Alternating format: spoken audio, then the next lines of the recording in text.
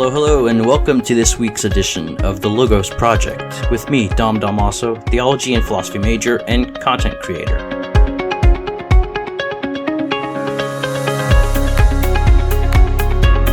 This show aims at taking you back in time to understand prominent thinkers, writers, and cultures.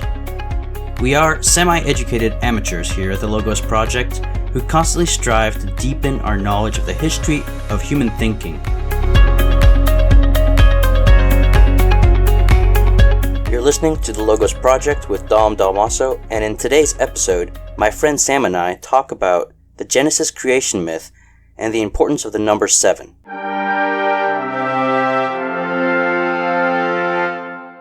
Genesis 1 through 5. RSV. In the beginning, God created the heavens and the earth. The earth was without form and void, and darkness was upon the face of the deep. And the Spirit of God was moving over the face of the waters. And God said, "Let there be light." And there was light. God said, "The light was good." God separated the light from the darkness.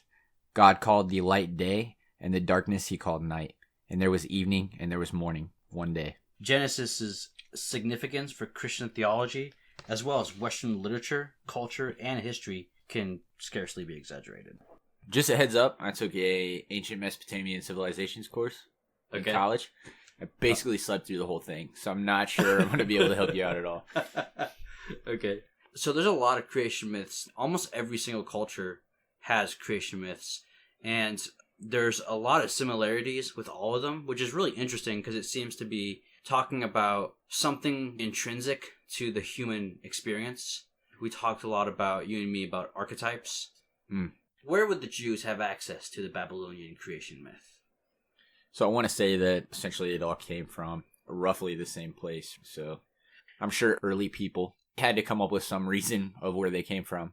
And I'm sure that got diffused throughout the rest of the generations. So if you look at the creation myth of Genesis 1, it actually seems to be a response to the Enuma Elish. So speculation is that in its origin, that creation myth had a original structure, but it was added to during the time of the Babylonian captivity by the Jews in order to fight against the propaganda of the Enuma Elish. There's like this swirling, watery chaos, right? That chaos splits into two. Yep. Two waters. You have the salt water and the fresh water. Yep. So that's Tiamat and Apsu. Yep. Basically, they give birth to a bunch of kids. They call those like the younger gods. Apsu, which I'm assuming is the dad in the relationship here. Yeah, that's right. So Apsu is the dad. He's PO'd, we'll say, because he's trying to sleep and the kids are keeping him up. So he decides he's going to kill all the kids. Yeah. Which is interesting. Yeah, basically just an American sitcom right there. Oh, of course. Yeah. Of course. So he's going to kill all the kids. Mom warns the eldest son.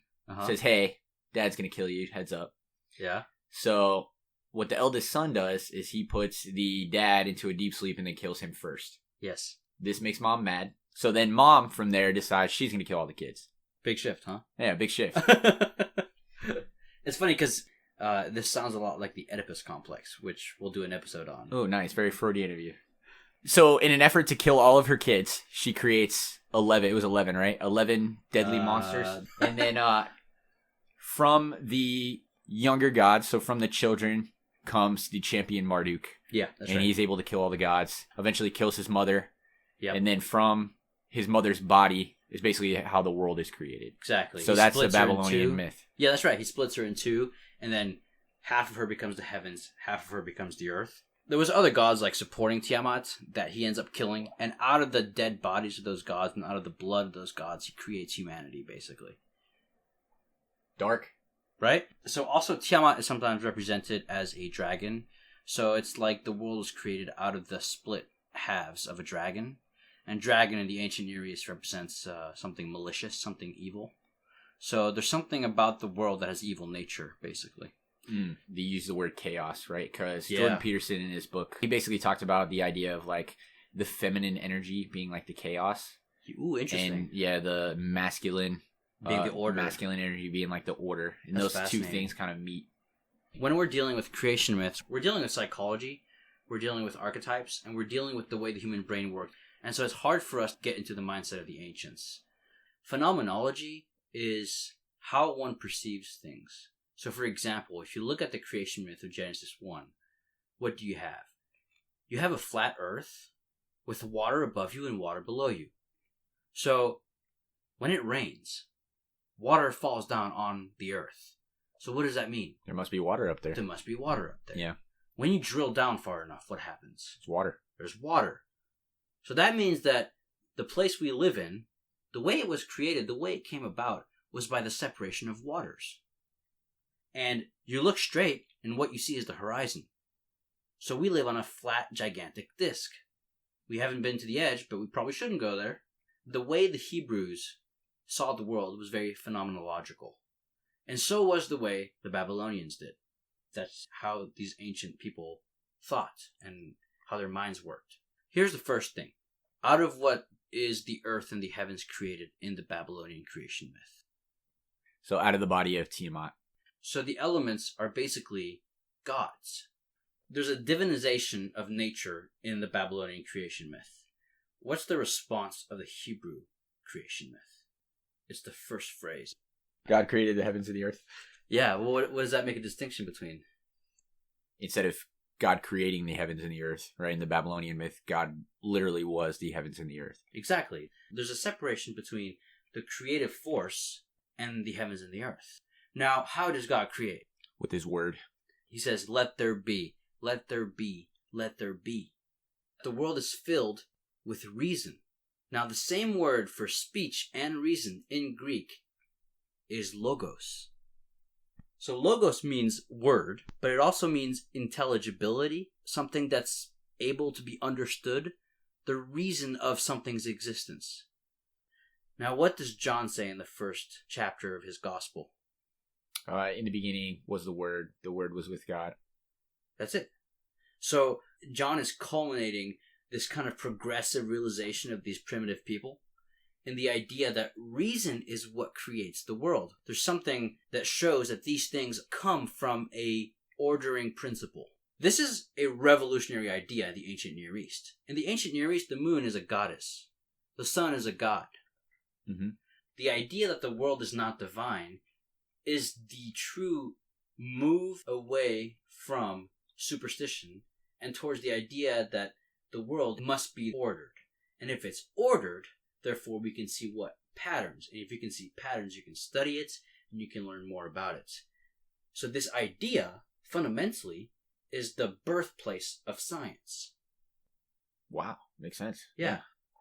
So this is what we might call the true first enlightenment.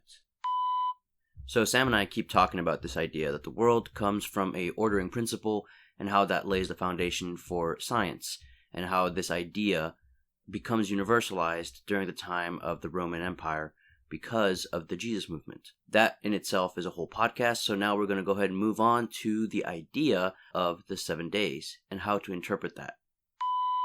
The first interpretation is the fact that we're talking here in the Genesis creation myth of 7 literal days, right? 24-hour days. Mm-hmm. So that's one version, and some people actually ascribe to that. So I personally don't think that's a good interpretation, but that's my opinion, and people are welcome to have their opinions. So nice about it. I know, right? Earlier I wasn't very nice about it. Okay. The second version would be that the word day in Hebrew that's being used in this Genesis narrative is actually the same word for age. So the argument would be that we're talking about 7 ages, which means that we're not talking about 24 hours.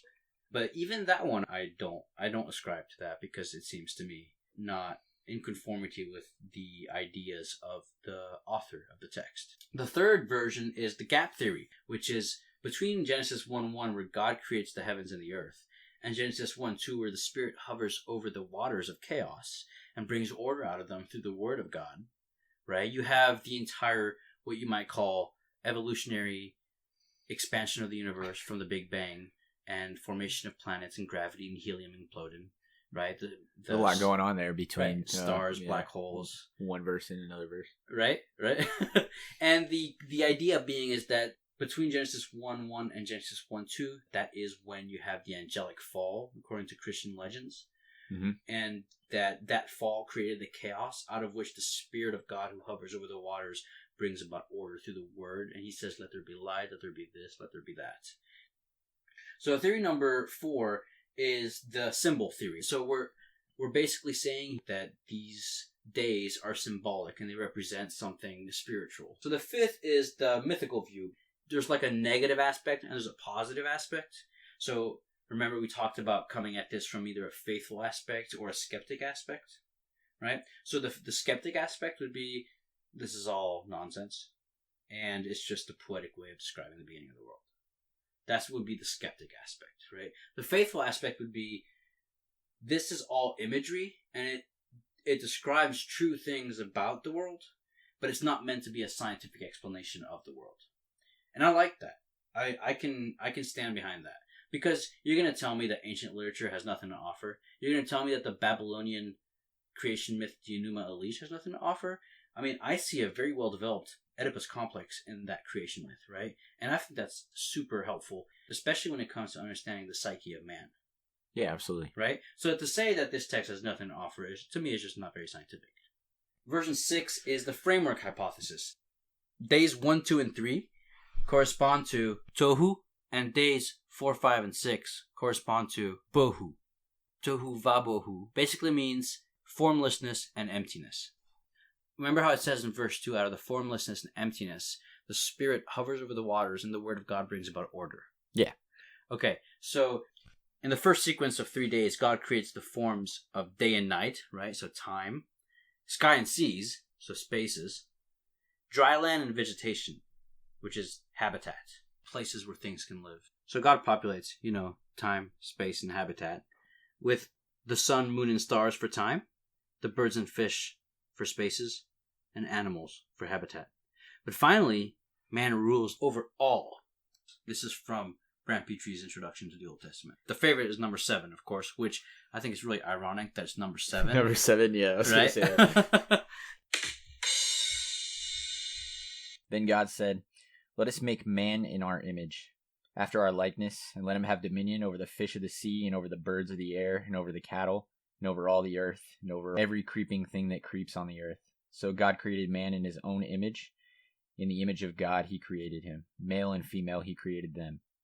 And God blessed them, and God said to them, "Be fruitful and multiply, and fill the earth and subdue it, and have dominion over the fish of the sea, and over the birds of the air, and over every living thing that moves upon the earth." Now, in the ancient Near Eastern context, in the houses of inhabitants of the land, they had images of the ruling king. When it says in Genesis 1 that God creates man in his image and likeness, he's basically saying, the author, that man is the vicar made in the image of the king. What's the next verse after that? Subdue the earth, right? Yeah. Right, and so basically what he's saying is, rule in my stead. There's also kind of like the implication there of equality.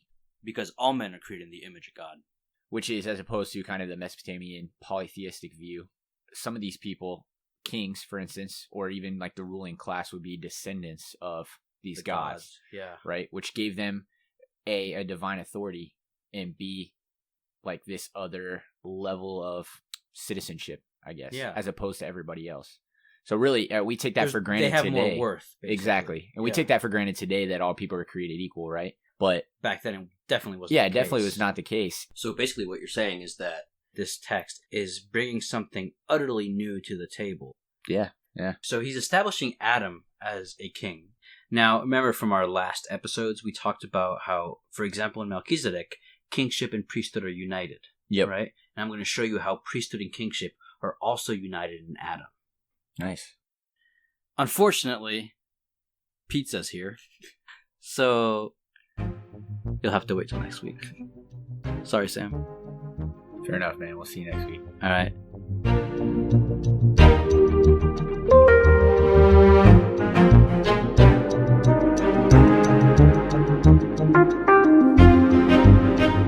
I hope you enjoyed that episode. We are working on getting better quality conversations to you as we develop over here at the Logos Project. Don't forget you can leave a review with this podcast. It helps others to discover it. And you can support us at patreon.com/the Logos Project. LOGOS Project. Thank you for your time, and we'll see you next week.